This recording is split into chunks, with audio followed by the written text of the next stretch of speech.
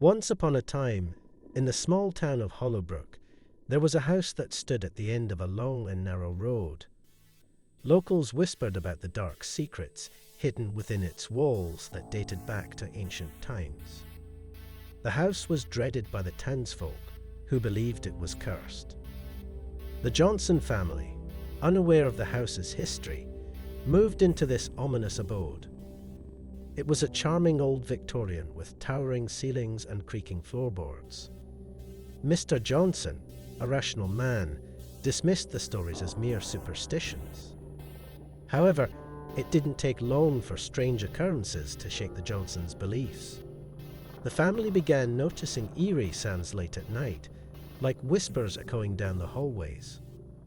Objects inexplicably moved on their own, and shadows lurked in the corners of every room. Mrs. Johnson, a skeptic turned fearful, reached out to the local paranormal investigator, Professor Maxwell. He was renowned for his expertise in dealing with supernatural phenomena. Upon hearing of the Johnsons' experiences, Professor Maxwell agreed to investigate and find a solution. As Professor Maxwell delved into the history of the house, he discovered an ancient curse that had plagued the land for centuries. It was said that an evil enchantress named Morgana had cast a spell, vowing revenge on anyone who dared to reside in the house. The curse would bring terror and death until every inhabitant was vanquished. Determined to break this malevolent curse, the professor embarked on a perilous journey, seeking the ancient scrolls that contained the key to Morgana's undoing. Armed with knowledge and a sense of urgency, he returned to the Johnsons' haunted abode. The professor conducted a ritual, chanting ancient incantations and burning herbs that were believed to have protective powers. As the flames flickered and danced, a cold presence filled the room. Just as hope began to overshadow the fear, the house erupted into chaos. Ghostly figures emerged from the shadows, their cries echoing throughout the hallways. The Enchantress herself materialized, her eyes burning with malice. With a booming voice that sent tremors through the house, Morgana proclaimed, "You dare defy me, mortal. The curse shall not be broken." But Professor Maxwell, undeterred by Morgana's threats, stood his ground. With sheer determination, he countered her dark magic, reciting an ancient spell that bound her powers.